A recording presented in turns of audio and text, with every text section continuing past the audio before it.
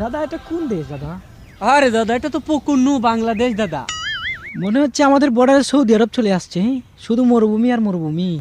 বাংলাদেশ সবগুলো নদীতে বাদ দিয়ে একদম মরুভূমি করে দিয়েছি। সালারা আমাদের সাথে লাগতে আসে। এত করে বুঝালাম যে পেঁয়াজগুলো আমাদের কাছ থেকে এনে, রসুনগুলো আমাদের কাছ থেকে আমদানি কর। সালারা কোনো কিছু আমাদের কাছ থেকে আমদানি করে না, পাকিস্তান থেকে আমদানি করে সালারা, চায়না থেকে আমদানি করে। সালারা এবার বুঝ কেমন লাগে টেলা। দাদা নদীতে বাদ দিয়ে যে নদীটাকে একদম শুকিয়ে মরুভূমি বানিয়ে ফেলেছেন, এটা কিন্তু খুবই অন্যায় করছেন আপনারা। হ্যাঁ করেছি তো, সামর্থ্য থাকলে তোরা ভারতবর্ষে কিছু করে নিস। আচ্ছা আর কিছুদিন বাদটা রেখে দেন। কেন রে, নদীতে বাদ দিয়ে রাখলে তোরা কি করবি? না মানে আর কিছুদিন পরে আমাদের একটা বন্ধু রাষ্ট্র তৈরি হবে তো তাই। এ নতুন রাষ্ট্র তৈরি হবে মানে? আর এখানে গাড়ি রাস্তা করছি কে রে বর্ডারে? না দাদা এই দিকটা রাস্তাটা আমরাই করেছিলাম।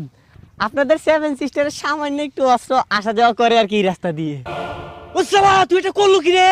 তুই আমার দেশের মধ্যে অস্ত্র ঢুকিয়ে দিয়েছিস।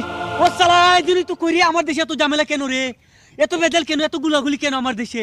ও সালারা রে তোদেরকে ছাড়বো না রে সালারা, একদম মেরে দিব রে, একদম বর্ডারে পুঁতে দিব তোদেরকে সালা, মিসাইল মেরে দিব, কালকে মেরে দিব মিসাইল সালা।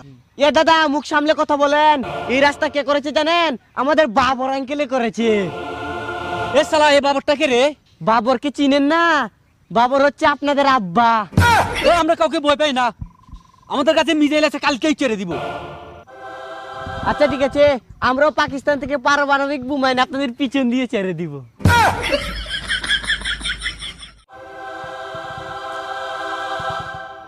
দাদা বলছিলাম এত কিছু কি দরকার, আসেন একটু ভালোবাসার হাতটা বাড়িয়ে দিই দাদা, বন্ধুত্বের হাতটা একটু বাড়িয়ে দেন দাদা। সর শালা, তোদের এই ভালোবাসা লাগবে না। তোদের ভালোবাসা হচ্ছে এই নদীগুলো শুকিয়ে ফেলা, নতুন রাষ্ট্র তৈরি করে তাদের সাথে ভালোবাসা করবো। শালা